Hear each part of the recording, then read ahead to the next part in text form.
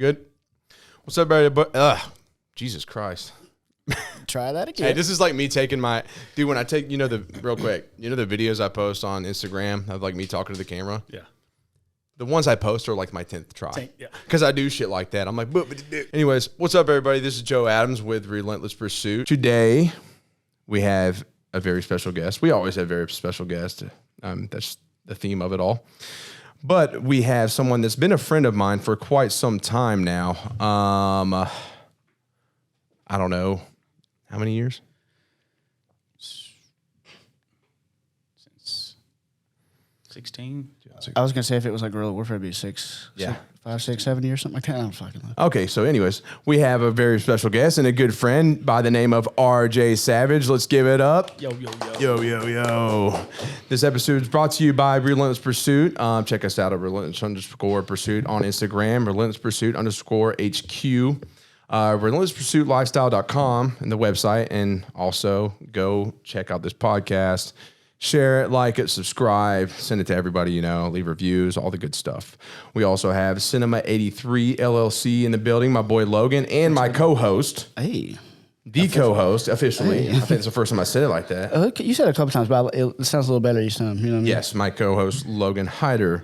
He does all the stuff here. I mean, I honestly couldn't make this podcast happen without him. He does all the editing and recording and checks all the things and just really makes this what it is, and I appreciate my bro for that. And also, it's brought to you by... RJ Savage. And what do you do? Just tell us about your business. I run my own personal training Are you business. doing an ad read right now?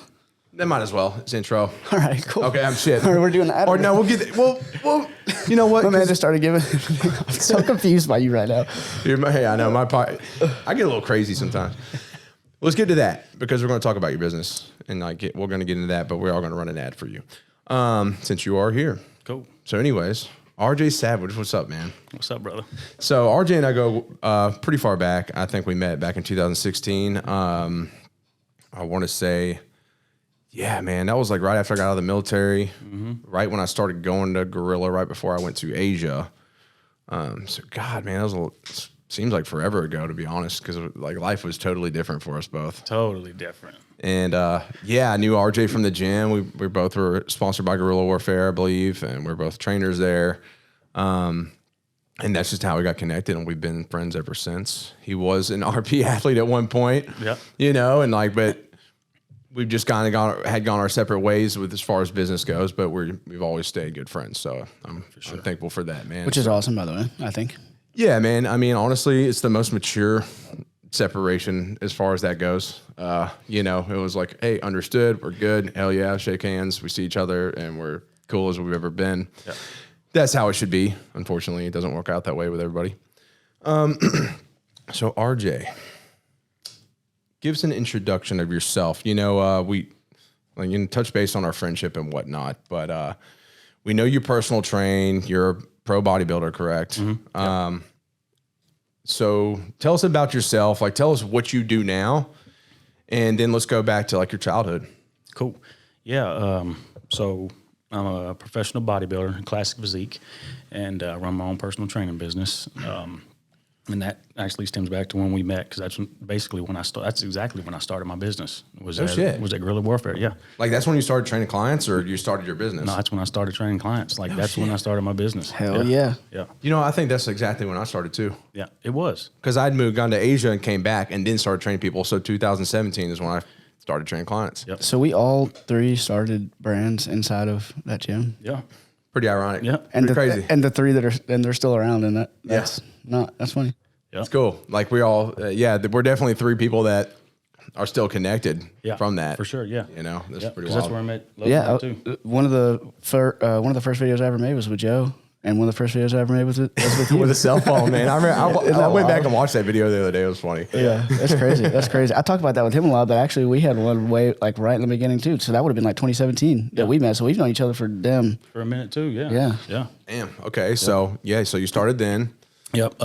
Started the business then and took off, man. It was great, because I'd been competing, or I'd been training, for years and years, and then got into bodybuilding, and then when I started my business, it just took off because I had tons of people that had already been following me and seeing that that's what I was doing, and so Yeah, man, it was just a blessing. Like, it was definitely what I was supposed to be doing.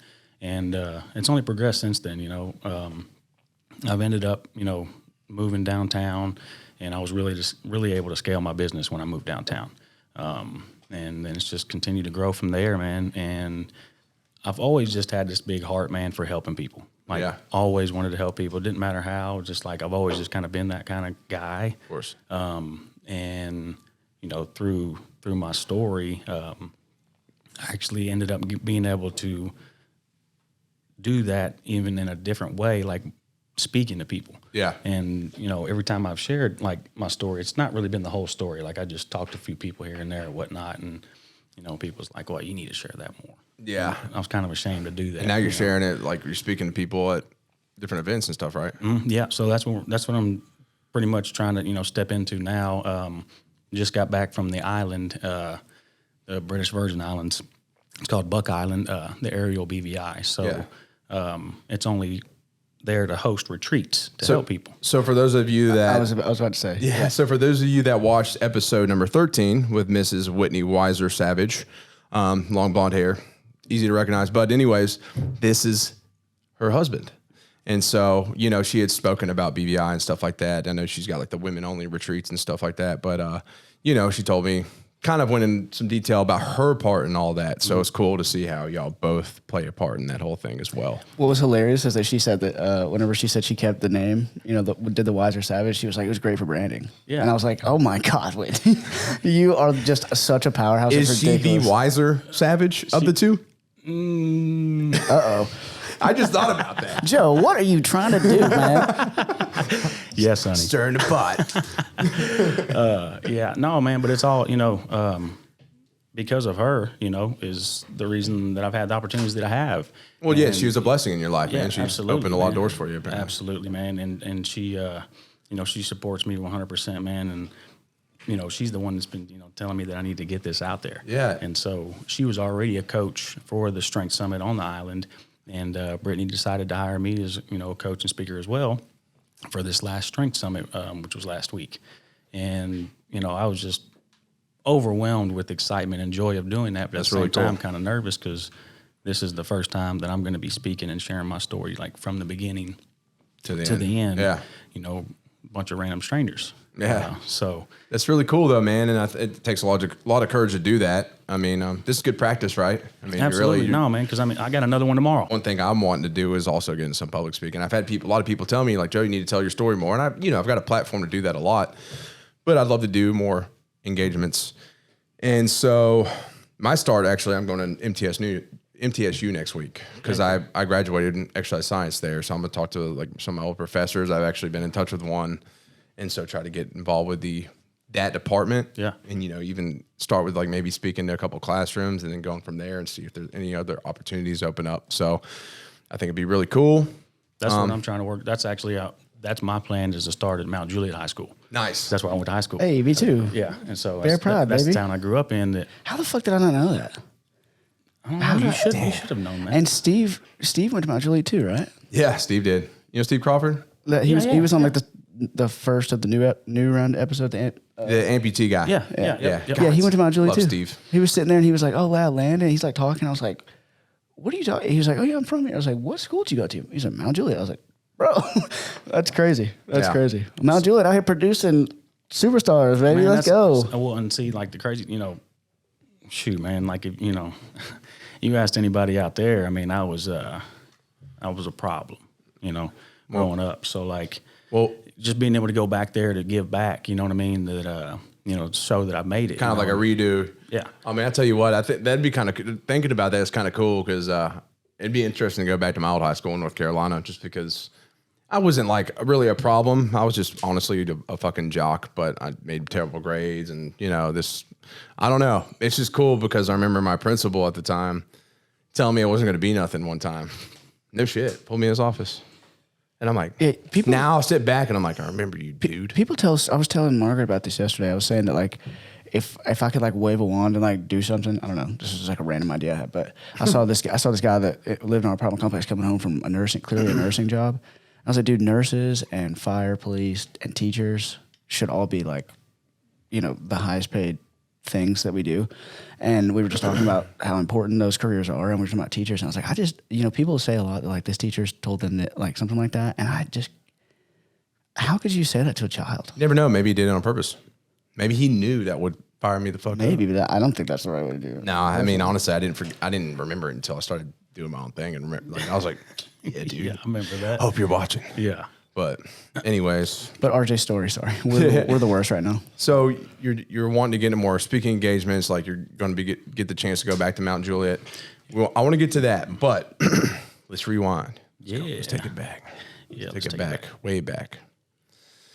So start from the beginning, Mr. RJ. What do you remember, like when you were born in the hospital, like from then on? No, I'm just kidding. But no, like go far back, man. Came out and they like handed me some weights. And I was like, what do I do with curling? He's like, I guess just. That's no, it was a 9.5 pound baby, so I guess I was supposed to. But start, tell us your story, man. Go back as far as you want to and go from there. Yeah, so I was born in Bloomington, Indiana. I thought you were from Tennessee. No, born in Bloomington, Indiana, and then moved straight to Fort Lauderdale, just pretty much right after I was born, and lived there until I was 10 years old. So grew up, in Florida, going to the beach, playing sports. I played baseball mostly. I was born in Tampa. All sports. Were you? Yeah, my sister was born, like right after that, we moved to Fort Lauderdale. My sister was born in Fort Lauderdale, so that's funny. Heck yeah. Anyways. So yeah, man, grew up in Florida, playing sports. Mom and dad, raised me right. Close family down there. I had my sister, obviously. We're a day and a year apart. So it was good, man. Life was good down there as a kid growing up. And we moved to Donaldson the summer of I was 10 years old, so fixing to probably start 4th grade. And did not want to move to Tennessee, man. Leaving the beach, and, I was like, Tennessee? Like, where's that at? What? Yeah, like at this point, you're a Florida boy, you're a beach guy. Now you're landlocked. Yeah. Did you view Tennessee as like backwoods type shit?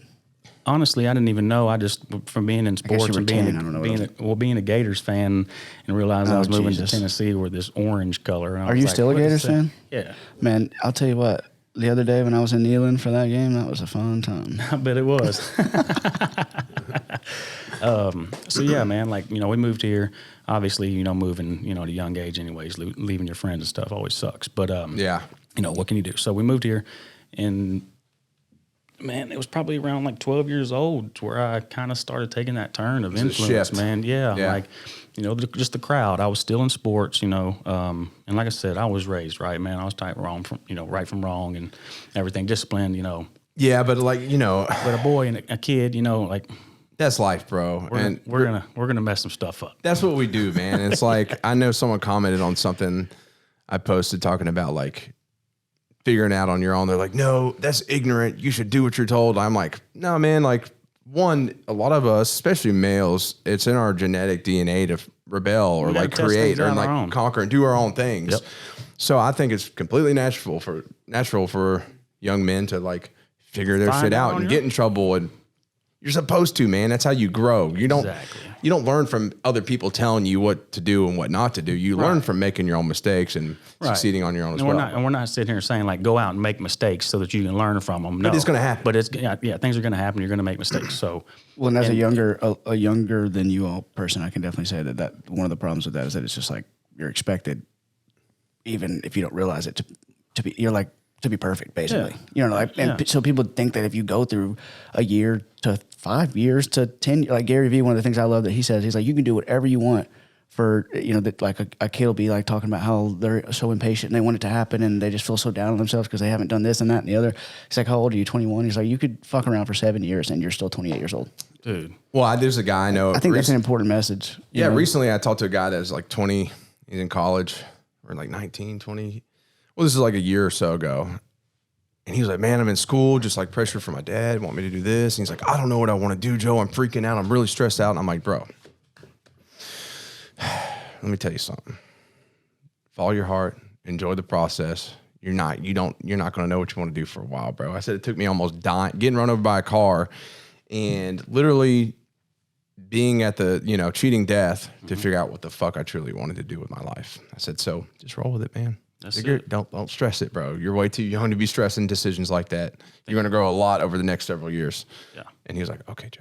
hopefully he's taking that advice. Yeah. But anyways. Yeah. No, dude, I mean, they say, you know, what man doesn't really fully grow up until his 30s, right? I mean, and I didn't even have it all together in my early 30s. Yeah. You know, I'm 37, looking at 38 now, and I still don't have it all together. No one ever has it all together. But I'm going to constantly grow and, you know, get better and learn from the things that I've done. Yeah. So, yeah, back to that, like, you know, 12 years old, you know, was starting to get into drugs, you know, smoking some pot, probably drinking. That's an early start. Yeah, man. Cigarettes, you know, that. I didn't smoke my first joint till like 15. Yeah, I was a sophomore in high school. Yeah, I was in high school. And I mean, obviously, this wasn't like a consistent thing every day. You couldn't do that 12 years old, like, yeah, whatever. He's like, I didn't even have a good enough plug for that at the time. So probably it was like oregano. Yeah. He's like, hell yeah. I was just being that kid, man. You know, just getting influenced. You know, and it's just kind of progressed, man. Like I never, you know, for me. I grew up in church. I grew up a Christian. You know, God was always in my life mostly through like my mother and my grandmother. And so, you know, every time like I messed up, I was always talked to. I was always disciplined, and my mom would always, you know, reference back to, you know, God, and you know, what I was doing wasn't right. You know, and that I was better than that. My childhood, yeah, like the very same for me. Yeah, similar. But I was a kid, so it was just like in one ear and out the other. Yeah, of course. And you know, as my teenage years came around, that's where it really, you know, started getting worse. So like around, you know, 16 when I got my license, that's where it all just went to crap. I quit playing sports, and I was at Mount Juliet High School, started my freshman year in high school there because we lived in Donaldson, and before I was fixing to go to high school, my parents were not going to let me go to McGavick High School. So we moved to Mount Juliet. Why is that? Just because it's well, a bad reputation? That's a good choice. Yeah, it was rough back then, man. I don't know what it is now. No, it is because still is. I trained a kid that goes there, and last year it's a bad area, and he's just like, man, it's terrible. Like they go to school and don't do anything. He said we just sit around all day. There's no telling how. What the fuck? I would have turned out if I'd have went there. How old are you? I'm homeschooling. How old are you? 37. Yeah, I know. Yeah. It was really bad around the time you would have been there, from what I know. Bad. So, we moved to Mount Juliet, man, and I'm just like, Mount Juliet, this little old country, you know, preppy town, like, what? Because I was a thug, right? So that's who I perceived to be, was a thug. And we started school, man, you know, I found the crowd. I'm trying to picture you as a thug. I was rocking my academics and my Rockaware, you know, all that, man. I had one FUBU shirt one time. Yeah. One time. Just saying. But yeah, man, just crowd, you know. I mean, I love my friends, you know. I mean, I'm, you know, definitely, I loved my friends that I was hanging out with. You know, I never say anything bad about them or they were bad. And we were kids, you know. And so yeah, I was 16. You know, got into drugs even worse. Quit playing sports and I had a car, so you know I could just do what I wanted to do. Right? Yeah. Just live my life. Of course. And got in some car wrecks. You know, at a young age, man. I was in. You don't know this, but I was actually in probably about 6 car wrecks, and 2 of them should have definitely taken my life. One for sure. I flipped a Blazer 6 times on Mount Juliet Road at the intersection of Central Pike going to work one morning. Hell yeah, dude. And Jesus. Oh, right there by that older gas station. Mm-hmm. Oh, shit. Yep. Yeah, I know what you're talking about. And, you know, that right there, you know, should have took my life. That was probably one of the first times that, you know, I probably wouldn't still be here. It was from that wreck. Yeah. And I walked away with just some broken ribs and glass in my eyes, right? I had a few fender benders in high school. Nothing serious like that, though. Yeah. You know, it's just... That was my... Got really lucky. That and this other wreck was my scariest 2 car wrecks that I've been in. That just like, wow, how did I make it through that? And both in high school? Mm-hmm. And yeah. Induced, drug-induced or alcohol? No, I'm sorry. They both were not in high school. That was right after high school. Okay. But yeah, so... You know, those are some things that happened to me. And then, you know, at 18... They both involved drinking or... No, man, no. I was actually on my way to work on one morning, and it was dark. It was early, man. And probably hauling ass. I was speeding, and the light changed, I guess. Red is what they said, and I was going to go through it, you know, when it was still yellow. And another car was already coming across and didn't, you know, see me, and I saw them. So I tried to, like, speed up to get in front of them to beat them so I didn't just hit them and T-bone them, which Yeah. essentially made them hit me. Yeah, And then spun you around and flipped you. And then I hit an oncoming car, and then I went Damn. flipping. Damn. So yeah, Yeah, if there would have been a passenger with me, they would have been dead because this passenger side, like that first flip when it first initially went and smashed the roof, the passenger side just was smashed down to the seat. So it was, Wrecks are fun, man. Let me tell you. yeah, So you walked away but almost scratch free. yeah. Nice. Well, that's positive. Yeah. So at 18, man, I was into cocaine. That was the drug at the time: cocaine, smoking weed, and drinking. And I OD'd on cocaine, man. Was at a place where we were allowed to hang out and do drugs. It was always one of those places where somebody allowed you to do that. So we were there doing that and sitting there playing cards. Early AM, and my body just responded different, I guess, to whatever it was. So I ended up having seizures sitting there at the table playing cards, but nobody saw it, and I didn't know what that was. My body just shook really, really fast. Yeah. And I was like, what was that? And like looking around, like nobody saw me. You didn't like go unconscious or anything? You No. just like, And it happened again. So I was like, Did you come back though? Were you fine? No, nobody noticed anything. Like it was so quick. Like that's what I'm my saying. He's body- like, it happened. And then he yeah, was like I didn't pass out or nothing. Like my body just shook so fast. Like I almost didn't think it really happened. So this reminds me back when I was younger, before the military, when I had my pill issues. And there was a couple instances where I would just like pretty much, it's almost as if I was passing out, and I would lay there and I would drool like no shit. And it felt like, I remember people right in my ear asking me, hey, Joe, you good? And it sounded like they were 50 feet away. And I would just lay there for a minute and just be like, and then finally, and like, dude, I'd just be frozen. I'd be like sweating and shit. And then I'd just come to like several minutes later. That happened to me probably 3 or 4 times. Pretty scary shit. And I am like thinking in my head, like, at the time, I'm like, God, I'll never do this again. Next thing you know, I'm doing it again. I'm just asking for more. God's like, you piece of shit. Literally though. Yeah. But yeah, it's scary stuff. So that happened twice. So I got up and I went to the back room where the house that we were at, the lady, she had a daughter there, and she was a good kid. She was just a couple years younger, and she, so I went back there and woke her up, and I was like, hey, something's not right. Like, I don't know what's going on or whatever. And I kept having these little episodes. And so at this time, like, I'm thinking I'm going to die. Like, I'm freaking out. Sun's coming up. I'm looking out, just praying, God would just, take it away. And I'm like this close to calling my parents too, because I'm like thinking I'm dying. Yeah. But I'm like, I can't call my parents. So I finally like told her to go get my buddy, who at the time was one of my best friends. And I was like, hey, dude, sit on my chest. He's like, what? I was like, just sit on my chest, like, so we can stop whatever this is. That didn't work. Bounced him off. Felt cool for a minute. I was like, all right, I think I'm good. I was sipping on a little coffee cup of water, and I remember I was like, I need to go pee. And they were like, are you good? And I was like, yeah, I'm good. Feel good. Got up, started walking. The next thing I know, I just see that cup just start shaking. And then that was it. That was the last thing I remembered. So they said I just fell out. And then, they tried CPR. Obviously, they called the ambulance by then, but they woke the lady up. She did mouth to mouth, and they couldn't get me. My buddy said something told him just to pick me up, put me in the bathtub, and turn the shower on cold. So he did. When that cold water hit me, it shocked my heart, and it brought me back. And they said I just went crazy and was acting, like screaming and whatever and trying to fight everybody. And then, ambulance got there and, took me to the hospital. Damn. so you're saying your heart was stopped at that point? Oh, yeah. I'd stopped breathing. Like you were dead? Yeah. Whoa. Yeah. They So did. you must have done a lot of blow. They did everything. No, and that's the thing, man. Like, I mean, not proud to say it's like if people know what it is, 8 ball between 4 people, playing cards, like that's not a lot. Dude, a lot of more people have been out there.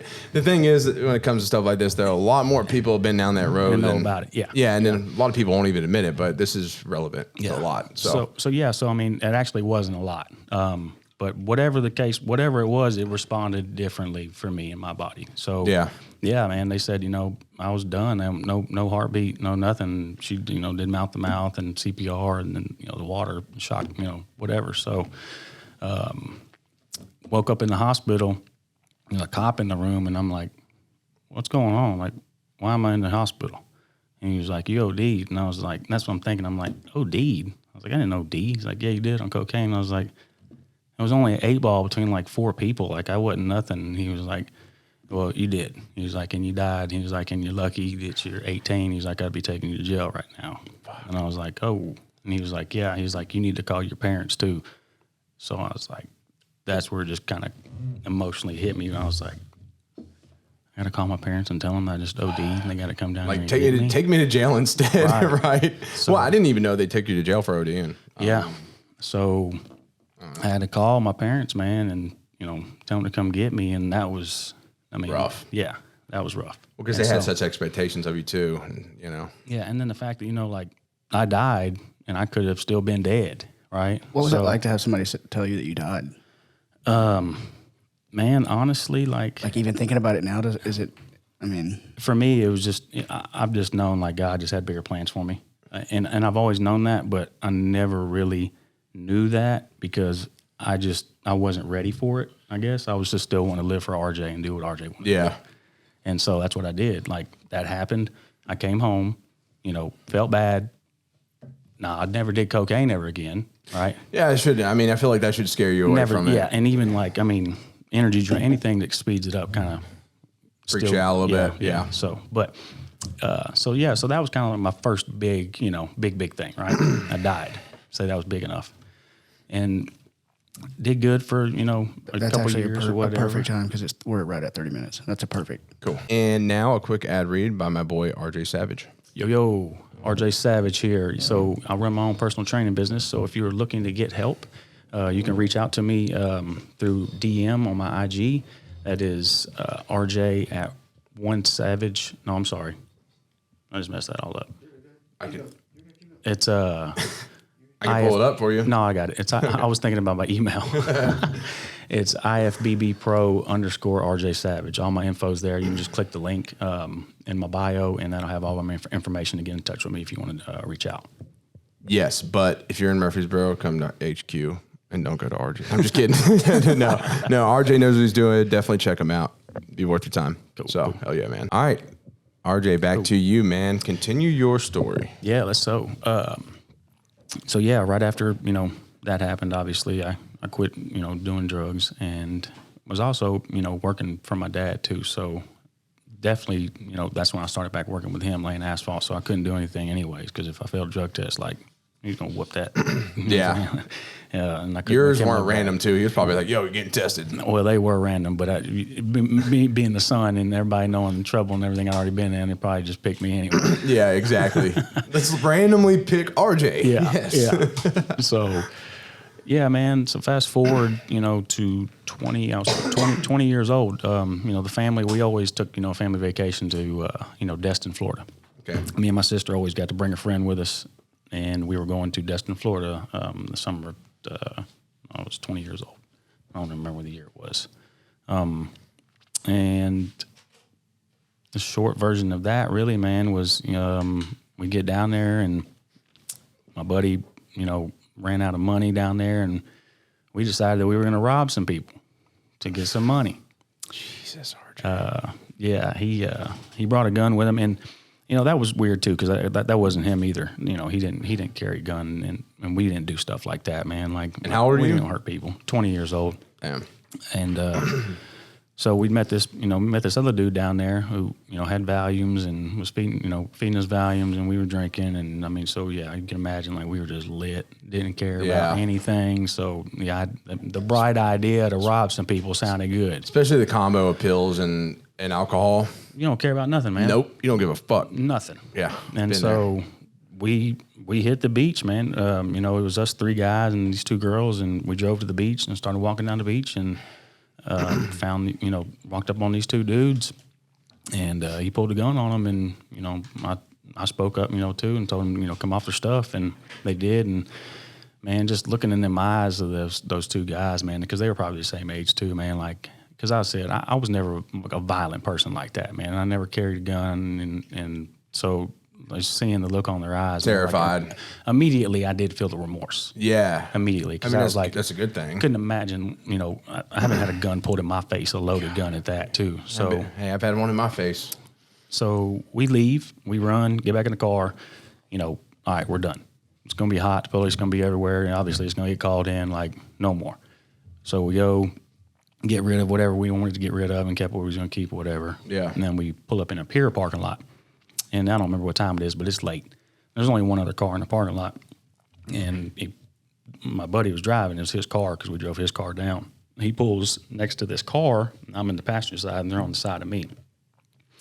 And I just remember I looked at him, and I was like, don't even think about it. He's like, hey, I ain't doing nothing. Like, all right, cool, whatever. Next thing I know, he's robbing them. All right, so then. Damn, y'all went on like a robbing spree. Yeah, man, it was. So he did that like car to car? No, it was just this one car next to us. And so. But like, I'm trying to visualize how he got out of the car. Okay. Yeah, he got out of the car. And so I look over, looking, I'm just, I'm yelling like, don't look at me, I want him to see my face. So he gets in the car, we leave, and we get back to the hotel. And then, me and him kind of got into it. And then, he pretty much just left with the other dude, and they went back out. And I went upstairs and went to sleep and, was with my sister and the other friend. And then next thing I know, I'm getting woke up, man, and getting arrested, 3 counts of armed robbery. I'm still. They found you in your hotel? Yeah.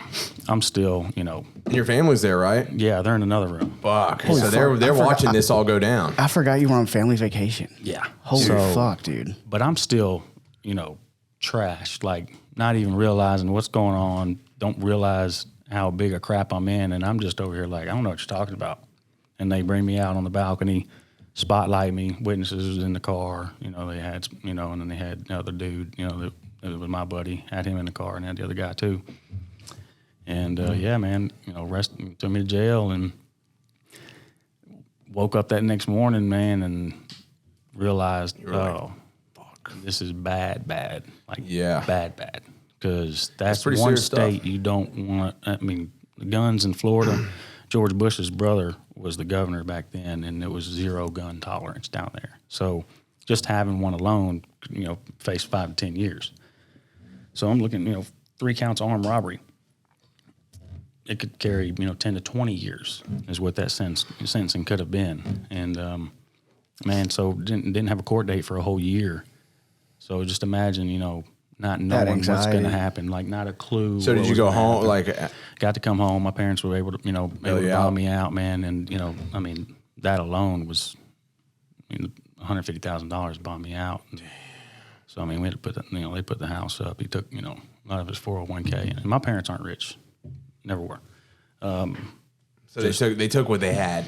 Yeah, And they did that for the legal fees and stuff? Just to bail them out of me jail, out. right? So Yeah. that I could, just to bond you out. Yeah, so that because otherwise I'd have sat, I'd have to sit there until my court date. Oh my God! And court wasn't for another year. So, oh my God! Yeah, so thankful that they were able to do that. And that I had to get a loan and pay, and so it wasn't just like parents got me out of it. You know what I'm saying? Yeah. So the bond here, I know, unfortunately, from personal experience, you have to pay like 10%. Is that how it is there? No, it's different there. I don't remember what to bond me out. Or it might have been. It was $50,000 to get me out. Yeah, $50,000 to get me out. Because I was thinking if that was 10%, your actual whatever, I don't know what the math on that is, but it was a lot. Yeah, it was $50,000 to get me out. So that's what it cost to get me out. That's fucking wild. Yeah. So imagine the failure and letdown. My dad, mom worked hard. Dude, that's the thing. You probably felt like, I hate to say, you felt like a fucking shit. I can only imagine, like mentally, huge disappointment, man. Like, yeah, that's a tough pill to swallow too. Yeah, and so come home, and don't have a court date for a year, man. And I'm just, pretty much just as depressed as you can think, and then they want me to go see, doctors to help with my court and all this or whatever, and like I'm just depressed, bro. Yeah. And if, my grandma, man, she came over and had given me this little, cloth that she had wrote a scripture on and anointed it, and just told me to sleep with it in my pillow for that whole year.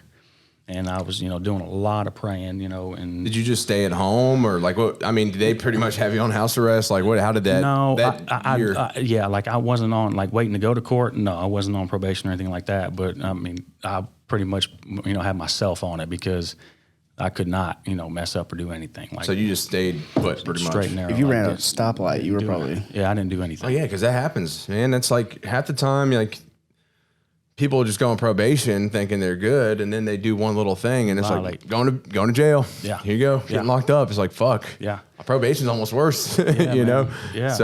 So Yeah, man, that whole year was, it was just depressing and scaring, man, because we didn't have like the DA and the lawyer that we had, like they hadn't come up with any deal at all. yeah. Like that DA was wanting to hammer everybody, right? So here comes, it's time to go to court. Well, we have to drive down to Florida, and then I got to turn myself in again when I get there. Yeah. Right. So like, I'm freaking out, right? I'm like, there's no way I can go and do 10, 15 years in prison, right? And that morning that I woke up, I was just gonna run. I was like, I can't do it. Like I told my parents and my grandma was there. Head to Mexico. I just told them, I was like, I'm just gonna run. Like I can't do this. And my grandma, like I said, she's been a huge part in my life and bringing God into my life and always praying for me, through all of my, growing up and getting in trouble. And she looked at me, man, and put her hand on my shoulder, and she was just like, son, she's like, I had a talk with God this morning. She's like, you're coming home today. And it was just like, just lifted, like You knew. I just knew. Yeah. Like I literally, like just knew it was okay. And I was going to come home. And drive to court, I got my suit on and get there. I have to turn myself in. They take me back, and now they got me, right? So I'm there. Whatever's going to happen is going to happen. Yeah. No running now. Ain't no running. They got me. They called me out. I don't even really remember because all I kept saying and kept doing was praying, just thank you, God, I'm coming home today. Thank you, God, I'm coming home today. Over and You were over saying and that over. before, like as it was happening. The whole time I was sitting in the holding cell waiting Just to come manifesting out. it, yeah. The whole time I was standing there in the courtroom, I was just looking out at my family and just kept saying that. And I remember there was an argument at one point, and the DA was not happy.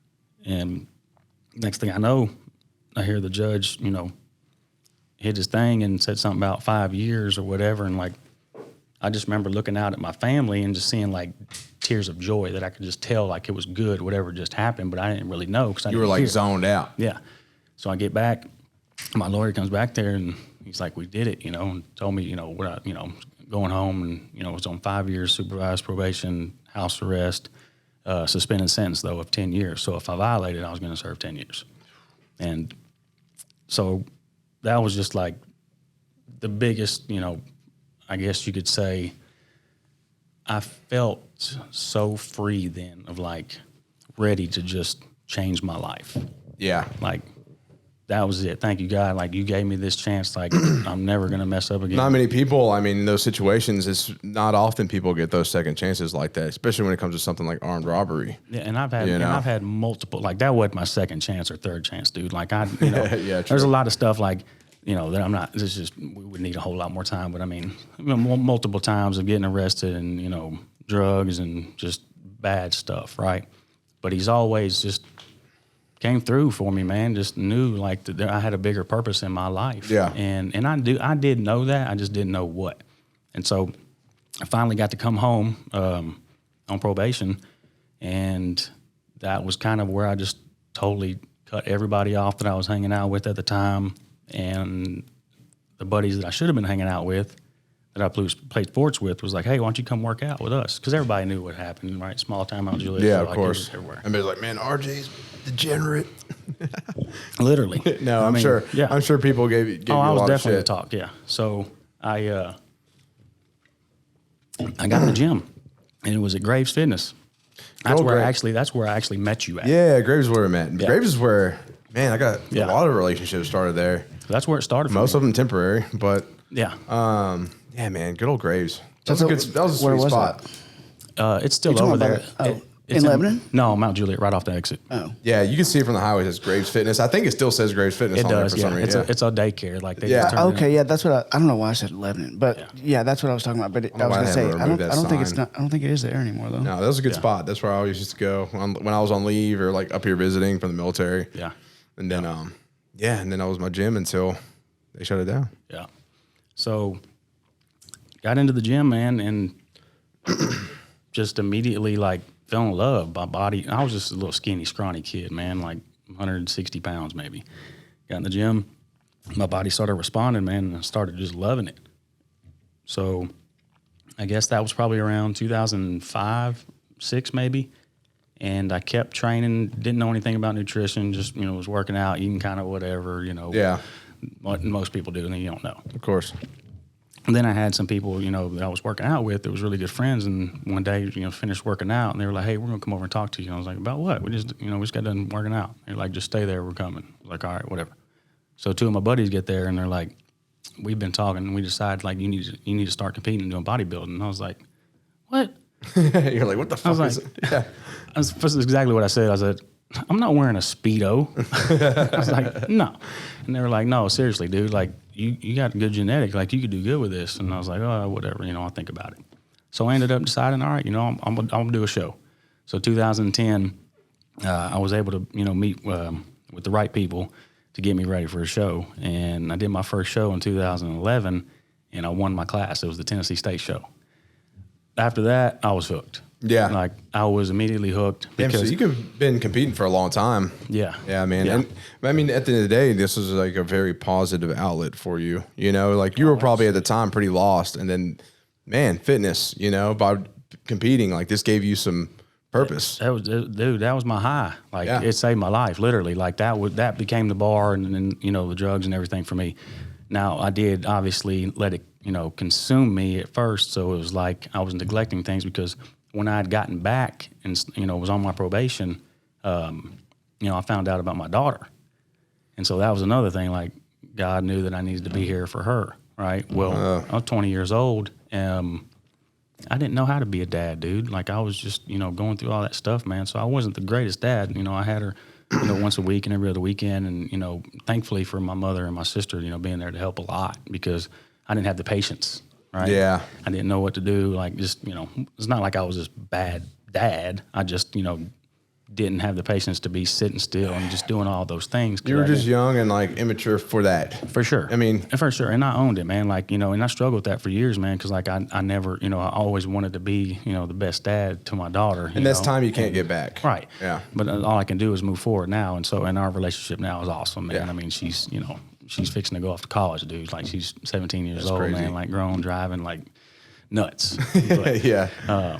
But yeah, man. So, everything just kind of ties in together, man, like, of my purpose and needing to be here. And I just, kept competing, and the discipline that I got from that, man, just carried into everything else that I did in life.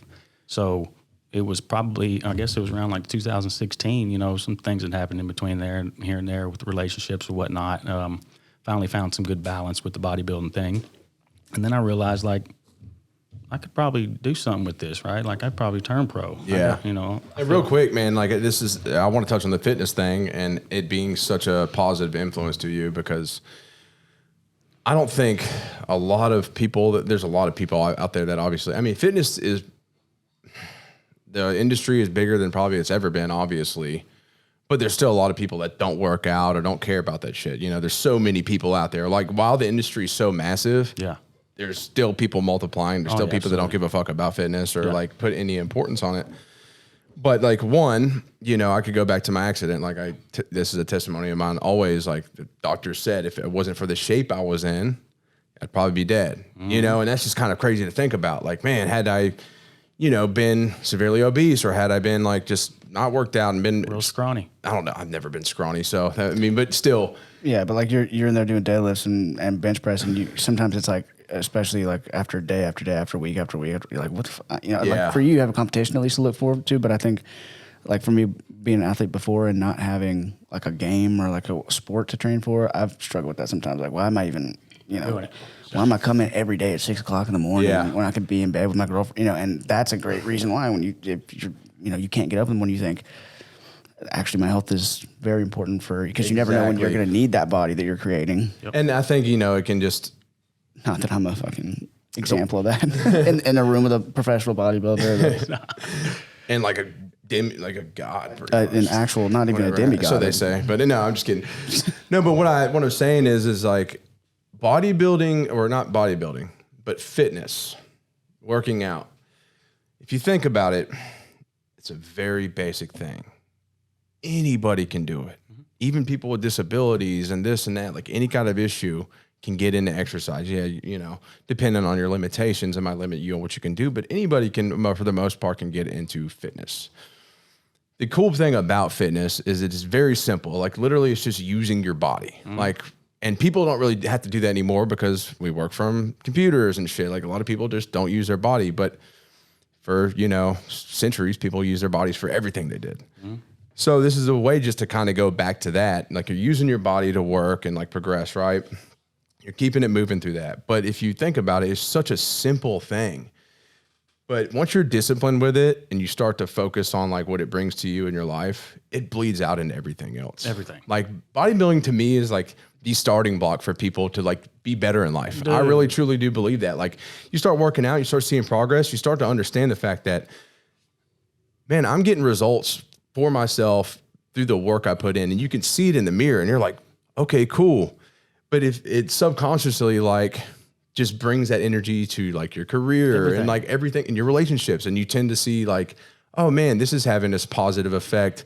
Like when I put attention and work into things, it grows. So like to me, like lifting weights, not bodybuilding. I was going to say, so you mean bodybuilding, like literally building your body. Like fitness in general. I mean, you're not, some people, I know somebody, I got a friend, she's just a runner. Like she just loves to run, but like that's her high, you know? But like, I think fitness in general, just using your body to progress physically is just the stepping stone into like a whole new world of success in every other part of your life. Totally agree, dude. I was having that conversation just the other day. Yeah. That, you know, if you're not, and you don't have to be a bodybuilder, but just in fitness in general, like the discipline that you gain from that, it carries out into everything else you do, because you now want to be the best at everything else that you do in life, because you're nobody's forcing, like, especially for, you know, for me as a bodybuilder, nobody was forcing me to eat, you know, 6 meals a day and train, you know, and all like that. I had to do that myself.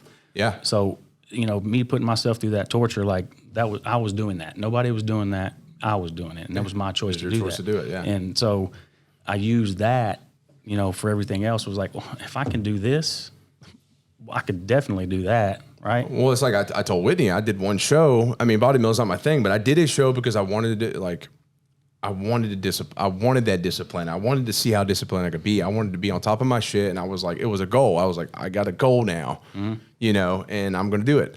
And it was really cool. Yeah. Like just seeing the discipline I never knew I really had, and just like it re-gears everything, man. So it's really cool. And I think, yeah, just like I said, fitness in general, just God, it bleeds out to every aspect of your life. So everybody get out there. Yeah, man. Fucking work out, do your thing. Do something, Find something you like and just move. That's it. Just move the body. But anyways, so I wanted to touch on that because I think it's a good point. So you're saying you got into bodybuilding, you're like, all right, I'm going to start competing. Yeah. So I realized, you know, that, you know, I could do, you know, really good with it. So I kept competing. And it was, I guess, 2016 when I decided to attempt to turn pro. It was my first time. I believe it was 16. No, it was 17. I'm sorry, 17. So you started like to pursue the pro status side of things. Okay. Yeah, try to turn pro. So because you know, you got the NPC level. You know, and then once you qualify, if you know, win your class or, you know, place top, you know, I think it's 3 or 5 depending on your class or whatever, it qualifies you to the national level, where you can compete at the national level. Yeah, I thought I was going to see you go pro at one point. Right. And then you went pro like a week or two later. Yeah. Crazy. So yeah, I went to, you know, attempt to turn pro. And, you know, that didn't happen, but it just lit another fire, right? Because I was determined, like, I'm going to do this. Yeah. And so I would, you know, take a year off and work on the areas I needed to do to bring them up to get better and come back. And I kept doing that, man. And it took me 6 times, 6 national shows before I turned pro. And it was, you know, the one that you came to, that's the show that I pretty much thought for sure it was going to be it. Well, because that was 2020. You know what I got to say about you too, and I admire, because you see a lot of people get very negative about like how they did. Yeah. I've never once seen you post or be like bitch about it and be a fucking baby. Like I get it. You work your ass off and like you disappointed. Yeah. But it's a name of the fucking... They complain about like the results and stuff? Yes, but it's the name of the fucking game. It's not going to come to you tomorrow. I saw a guy recently, and it almost enraged me. It made the sport look so bad. and he's a good bodybuilder, but he still hasn't been doing it like not near as long as you have. And I mean, just a few years actually, maybe. And he went and competed at a national show, and he looked good, but there was some raw competition up there. And the story was like, I'm not even going to do the night show. Fuck them. Fuck the judges. I should have done this. This should have been like, this is messed up. And then he got all mad because he's like, all right, fine. I'm getting up there for the night show because everybody keeps fucking getting their nose in my business. It's like, one, you're sharing it with everybody. Yeah. So you're putting your business out there for people to react. So if you don't want people in your business, don't share shit. Exactly. You don't have to. Yeah. Two, what a fucking negative mindset. Like, won't ever go anywhere in bodybuilding with that mindset. No, and nobody's going to want to be around you. Like that's also going to like fuck your reputation up. Nobody's going to like, you're going to screw up opportunities by being that way. Sore loser, man. That was one thing, my dad always instilled that in me because as an athlete, you can't be a sore loser. Yeah, and I mean, I still the result is, baby. When that score is, See, I'm kind of a sore loser. Like I'm not gonna lie. Competitive person. I lose my shit playing cornhole. Yeah, no, I mean, no, absolutely. Well, yeah, you like to I'm lose. competitive. Yeah. Like if I'm not winning, I'm definitely not happy. But I can recognize that I'm not screwed gonna up. Yeah. whine about it. I'm not gonna complain. I'm dang sure not getting on social media and making excuses of why I placed this. My first national show, I only went and did it. It was nationals in Miami, one of the biggest and toughest shows too. I just did Flex Lewis's show and I won my class, and Flex was like, you should go. So I did. It was the first year of Classic. There was 40-something people in my class. I was third call-out, so I was probably like 16th or 18th place. Was I happy? Not at all. But you got to see what you were going to have to compete against in the future. Exactly. And so I took time to get better, and I came back, and I ended up doing Junior USAs, and I took 11th, right? Yeah. So still not happy, but made progress. Of course. Took some time off, came back again, and did that show again, and I took 7th. And then went on to another show the following weekend and took 3rd and just missed it by 1 place because top 2 in Classic turned pro. Yeah. Well, I didn't want number 2 anyways. I wanted 1. Of course. Right? So ended up deciding to take more time off. And here comes 2020, and then COVID happens, but I'm ready. So I'm just staying ready, waiting on a show to happen. Junior USA's, you're sponsoring me. I think COVID was the prime opportunity for athletes to really like focus on the smaller details too. Yeah. And so we went there and ended up going backwards and took 5th place. And Charleston? So imagine, the frustration of, just missing it by 1 place the year before. And I'm so motivated. Like, I already see it. I see him holding my hand up, trophy, first place, IFBB pro. Like, it's happened. 10 years in the making. Like, God's made this happen because I've always that for me, it was just like, all right, well, it's just not my time. It's just his timing, right? So that's just, what I put in my head, and I just get back to work. Yeah. Right? And so took 5th place and was not happy. And I had no intentions of doing any other shows. Like, that was going to be it. When I'm done, I'm turning pro. Yeah. Well, there was another show the next weekend in Pittsburgh, and this North American is one of the biggest national shows in the world. And no intentions of going because I've already heard that it was going to be outside in a tent, and no spectators were allowed to come. COVID, like, just a crap show. Well, coach was like, "Bro, you need to go," and I was like, "We'll see." And then I decided, all right, I'll go. Well, at the time, the person I was in a relationship with, they couldn't come. Nobody could come. My parents always did support my shows and would have came, but nobody could come because there was no spectators allowed to come. So they just had to sit in the hotel room anyways and watch it live. So for me, I was like, okay, well, this is just me and God. This is the one I got to do on my own. Rolling solo, like, baby. That's it, right? Like, this is going to be between me and him because he's the one that got me here. He's the only reason I'm able to be here and do this. Of course. So this was like a business trip. I was only gone 24 hours, bro. Flew in on a Friday afternoon, ended up getting to stay in a room with a buddy of mine who was doing the show, who just the weekend or like weeks before that, I did the Tennessee State show for the last time for just a little warm-up show. And he ended up winning the whole show in Classic and was coming to do his first national show there. I think it was shit. He did it in Charleston and then came to North America. So y'all were competing at that. Yeah. So, but he's in a different class though, but still in Classic. Okay. So yeah, I hit him up and he was like, because there was no rooms left, and he was like, dude, you can stay with me for free. Like, so it was like one blessing right there. Then I get there, coach is, right there pretty much on the same floor. So that made it really convenient. A lot of bodybuilders know like how that is. Like, you don't have to walk all everywhere to go see him. And then just everything was like perfect, like just designed that day to go exactly my way. Yeah. And it happened, dude. Like, a class of 20-something people, man, and they did things quick because of the COVID thing. So we went on for prejudging. Normally you can go back for the night show. Well, it was immediately right back on for finals. Okay. So went on, prejudging, come right back on, finals, got my, trophy, first place, and went back to the room, packed up, and flew home. Damn. New IFBB Pro. Like literally, dude. Like, it was just did you even have like a moment to even like absorb that? I mean, just for a when did it hit you? Not really until I got back, because as soon as I walked off the stage, like I went over to my bag and like I just wanted to, call my mom and everybody at the time, and I did. Of course, they were all boohooing, so I was like, hey, I can't. You're gonna have me all boohooing too, so I need to get off the phone or whatnot. And then I got back, and then that's when I was really able to kind of let it soak in and hit. Like, man. You finally achieved and I'm what so you set glad. out for so long to do. And I'm glad it didn't happen sooner on those times that I wanted it to, because it's, every time that I thought it was going to happen that it didn't, it was just the perfect timing for me just to readjust my mindset, right? Yeah. And just realize, like, I'm not in control of this, right? Yep. Because all I can do is show up and be my best, and if it's going to be my day, it's That's the gonna be only my part day. you can control is That's like it. your discipline, and at the end of the day, whether or not you follow through with everything that you needed to. Yeah. And you put in the work. And so all the other things you don't have control over.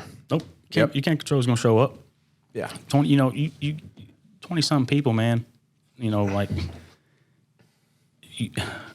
A lot of people go into these things with just such an expectation, like Such an expectation. especially early in too. Like don't get me wrong, I'm not a bodybuilder. Like I love to train. My goals are different. I did my one show, but it's like just from that one experience, I just went in for the experience to start, but people even go to their first, second show like, dude, I'm going to take these trophies. I'm like, bro, I'm here for my, like, this is just gratifies me to my core. Like, I'm proud of myself. I don't give a fuck about any of these other people. I'm just proud of myself for doing it. That's it, man. Like, and that's what most people need to have, that mindset, because at the end of the day, like, you're doing that for you. Yeah. And it's okay to have, the mindset of, that you're going to turn pro, your second show, whatever. Like, it's okay to have that mindset, but being realistic, because it's not, very few people is that going to happen for. Yes. Very few. Because some of these people too are just genetic freaks of nature, and they got the gift early. And it's true. But like very few people do that, and it's okay to have that mindset. Like I'm going to go do this thing, but don't expect it. You see that? Having the mindset and expecting it is a totally different story. Because that's where you'll get let down every time, man. Yeah, you got to have a winner's mindset, but you can't. I think that's an interesting balance, like trying to because so you seem like you visualize things a lot, right? So so how do you visualize success and also not do what we just described? So, you know what I'm saying? So when your mindset is fixed on positive, then when a negative thing happens, you'll revert back to the positive and find something positive out of it. Yeah. So for me, like I always would speak, I'm going to turn pro, right? I'm claiming it, and I'm writing it down. I'm telling people. And when it didn't happen, I wouldn't just boo-hoo, right? And somebody would be like, oh, you gonna quit now? And I'm like, no, I'm gonna take some time off. I'm gonna get back and go back next year. And I'm like, aren't you frustrated? I'm like, yeah, I'm frustrated. I was like, but my goal is still the same. Yeah. Like it didn't take away from what the goal is. Like I just need to get better. And it's easy to say that. It's just my mindset. It was a decade journey to get that pro card, right? Yeah. So like, I'm not gonna give up. It's a long time. Like no, like this is I'm not stopping until I turn pro. Like. And I'm gonna make that happen. And it's everything in life, man. Like you have to have the vision, and you have to believe that it's gonna happen, and believe that it's yours, and put the work in, and eventually it will. Dude, it's not gonna be your timing though. And that's how what you have to understand. Like you have to have patience, man, and realize that like things are not. You're not in control. You're in control of certain things, but the timing part. You're not in control of it. And there's a weird draw between patience and like also pushing. Like I try to have patience with this, right? And the growth, but also you got to push. Mm-hmm. You know what I'm saying? They're like persistence and patience can work together. You can't just wait it out. No, yeah. Because it's not just going to come to you, but you got to be like, fucking, let's go. But also in the back of your head, be like, it's going to fall in when it should. Yep. That's why I think everything comes back to balance. Like everything comes back. And balance isn't 50-50. Like some things are 80-20. Like, but it's a balance of that. And so, I heard it put too before that like you're committed to winning, but you're prepared for any outcome, basically. That's So, like, it, man. Because like at the end of the day, if everything happened the way we wanted it to, as quick as we did, like what would we learn from it? Where would be the gratification in it? Dude, trust me. Because you didn't even work for it. well, right? you may not have been ready for it then either. Like Exactly, no. personally, Because I mean, like, to be a professional, like you need to act like a professional as well. Yeah. Right. So, you know, I'm sure that I wasn't all the way ready to be acting as a professional bodybuilder, you know, or whatever. You know, like there's different things, but just to, you know. well, yeah, like money, for example, is the one that I use a lot because like if you give somebody money at one point in their life versus giving them money at a different point in their life from their, you know, like if you gave me a bunch of money when I was 20, with the people that were around me and the things I was, you know, the way my life was, that would be a lot different than giving me money now. Yeah, absolutely. So like the success didn't come then, and it's like, oh fuck. But like now I look back on it like, well, I'm kind of like not glad it didn't happen, you know. But if somebody would have given me a bunch of money back then, I'd probably be in a ditch somewhere probably. So Yeah. it happened how it's supposed to. That long-term vision, the patience. I mean, dude, it's something I think about all the time with this, because, you know, I started it February. It'd be like 4 years. RP's been going, but like I basically started the business over this summer. Yeah. When I came into here. Like this is a brand new business. RP is not what it was. Yeah. You You had Same no message, idea that but it's gonna totally work. different fucking business, and the vision's changed so much because now like this was a vision for a long time, something like this, but now it's even more grandiose, right? But it's just like it's not going to happen overnight. It's going to take a long fucking time, dude. I talk about it. You know, I'm open about it. I'm stressed more than I've ever been. My back's against the wall, right? But like, honestly, I thrive in that chaos. What's that going to do for you though? And you appreciate it, dude. I'm embracing. It's like I was telling my girl, I was like, it's a struggle right now, but you got to fucking embrace that struggle, man. And if you get through that struggle and those times, I swear, when it does get to that next level, you're going to look back and be like, fuck yeah, like I busted my balls for this shit. And then you're so fucking proud of it. Cause if it just happened overnight, you'd be like, oh, this is cool. But you don't have that gratification. But man, like people that just expect things to come to them, man, like, yeah. And I'm glad like in the past year, like, and yeah, it sucks sometimes, you know, like financially I got fucked over the past year by several people and like lost a ton, man. It sucks, you know, because it'd be nice to have that in the bank as I'm doing this. But I hired don't. this super overpaid videographer as well. But that's not there. So it's cool because it forces you to not be comfortable. I'm like, exactly. dude, but comfortability, man, I don't know. You get comfortable. You're not going to grow being comfortable. No. When you're uncomfortable, when the struggle is real, that's when you actually progress the most if you want to. Yeah. Or you can give up, man. Fuck that. I'm not giving up, dude. Exactly. Yeah, I'm going balls to the wall, bro. Well, yeah. I mean, everybody, like I said, everybody has a story. Nobody's greater than the other. Yeah. Right? But if you give up, then what? Then nothing. Right. Then you just die one day. But if you I know try, that sounds weird, but if you try and you fail, well, that's okay because you can still try again. Right. You can get up again. You can learn from whatever it is and why you failed before. Yeah. It's nobody's fault. But even like, really though, if you're still moving towards the goal, and the way I look at it is you never actually fail. Like say you got this 10-year thing of the bodybuilding pursuit, right? Towards your pro card. Yeah. You may not have gone to those shows and won and got first and got your pro card up until that, but none of those were essentially failures. No, not at all. Those are just stepping stones to improve, you know, and like, It's good or necessary. yeah, it's good or necessary because I look at things with this, like it's not going to fail because it can't, because I'm really, Exactly. you know, It's because it impossible. can't, Yeah. but there are going to be things that fucking are definitely hiccups and speed bumps. And sure. but those are really, they're just stepping That's how you stones. deal with those, though, is what determines what's next. Yes, dude. What you're currently going through right now and today, how you deal with that, how you handle that personally is going to determine the outcome. You know, it's a relentless pursuit. Oh, I mean, but really, No, it is. That's what this is all about. I use that a lot. Yeah, I mean, but that's Ironically. Yeah, no, but it's really fucking cool.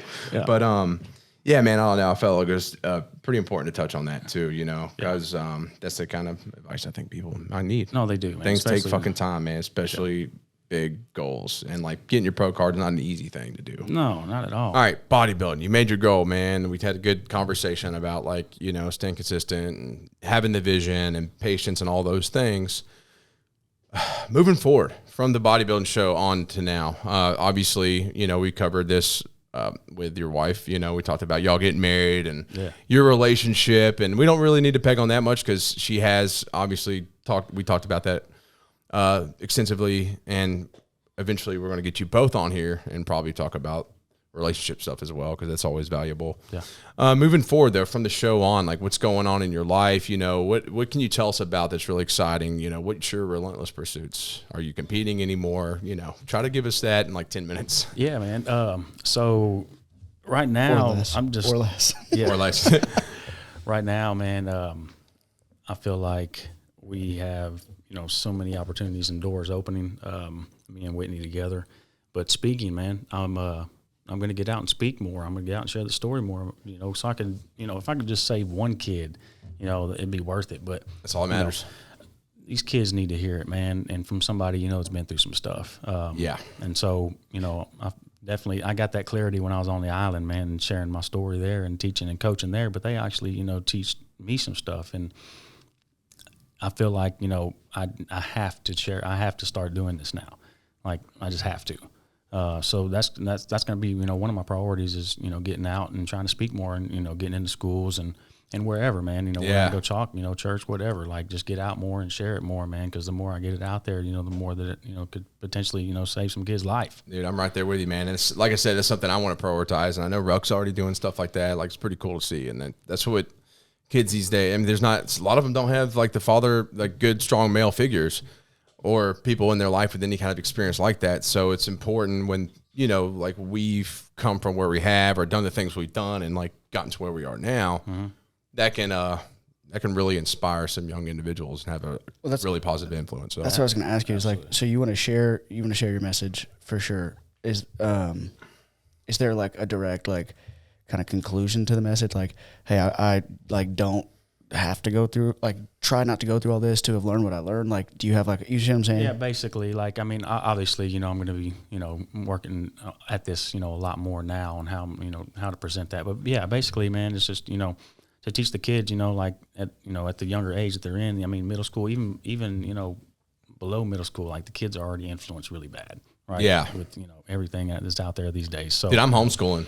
I want to be able to help them, decide like they can go this way instead of going the way that everybody else is going already, because this way right here is going to be the one, ultimately that's going to save them from having to go through everything that I went through to ultimately decide to go that way. Yeah. So just, giving them the option, at a younger age to kind of just think and put that in their head. Like, at least you're planting that seed, that's it, man. They like, don't have to.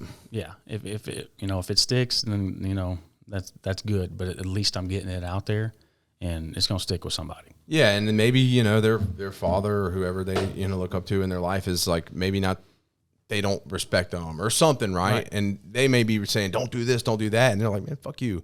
But you could be someone that they hate, for lack of better words, that they think is really cool. Yep. No, seriously. And they're like, man, this kind of person, I want to be like, this guy's like badass. And like, I love hearing the story and like, holy shit. And they want to listen to you. Yeah. Yep. And It's important. Yeah, I think, but you can, say there's 100 of those kids and you plant 10 seeds and like, maybe the rest of them don't listen, whatever. But even if it's just one or two, man, at least that's couple of lives affected in a positive way. Well, then the ripple too. The ripple effect. Yeah, because how do they influence their peers? Exactly. So there's so much positive to that. And I think that's a great thing, man. Yeah. I think, obviously I want to have you on here more because I think this conversation has been very good. And I think we're mentally, with our mindsets, we're geared into like how we want to pursue things. And like, for lack of better words, what am I trying to say? Because I'm in a rush. I'm like, but mentally, like we want to push this similar message to individuals. Like at the end of the day, we want to help people. Yep. Be a positive influence, and just the power you can have to help people through your story and what you've been through is crazy, man. And that's what I love about all these guests coming in. It's just like a lot of powerful stories, man. Yeah, and you can get, like I say, and this is what I was told too, because before I shared it on the island, I'm thinking like, these people are not going to be able to relate with what I'm about to tell them. Yeah. They're going to think that like this dude is a bad dude, like the stuff he did, right? But somebody is going to get something from what you've said. Oh yeah, without a doubt. So yeah, that's just it, man. We just got to keep doing what we're doing. And maybe they can. Maybe you never know what they. But even if not, they might remember something that you said and they can share it with somebody else. Exactly. Right. And I think change happens at the individual level personally. Exactly. You change yourself, you can then, influence the people that are directly around you, then they influence the people around them, and eventually you get, bigger. But I think sometimes issues are tried to be solved way too high up. It's like, let's deal with the person. Got to start with you. Yeah. Got to start with you, man. You can't have it. Oh, shit, how much time we got? You know, it's you can't do shit for anybody else if you can't work on yourself. And that's one thing, you know, I talked about examples of people piping up some opinions on my life that don't really know my life or the details and think they're going to tell me what to do when they don't really got their shit figured out. Or their inner shit for sure. Yep. Like all the outside stuff can look great, but that's just surface level bullshit, man. That's all material, man. Bro. If you ain't got this, you got the soul stuff that's like much more complex, and that's the shit that means more work than anything. Because it's the only shit that really matters eternally. Yeah, that's it. And so, and it's just like I preach this message with the Relentless Pursuit, right? And like at the beginning of the year, I was going through all this shit, and I was just depressed, and I didn't really do much, man. And I'm like, but I got this message that's so big and like supposed to be Relentless Pursuit. And I'm like, I'm not fucking Relentless Pursuit. Like I need to step back because my message right now would be fake because I'm literally not really living that. I'm like, I think internally I was. It was that was a internal Relentless Pursuit, but I was working on that myself. But I don't know, man. I felt like I just didn't have much to give. I felt almost like a hypocrite by voicing anything or saying this or that. And, you know, I worked through it, and we all need to work through our shit. But yeah, man, you got to be. It's a battle every day, man. An example. Everybody. Like, none of us are perfect. My mindset, your mindset, like, we still deal with the same things that everybody else does. Yeah. It's just we have a way that we know how to deal with it. Yeah. To where we don't stay in it. Of course, the negative shit gets there, man.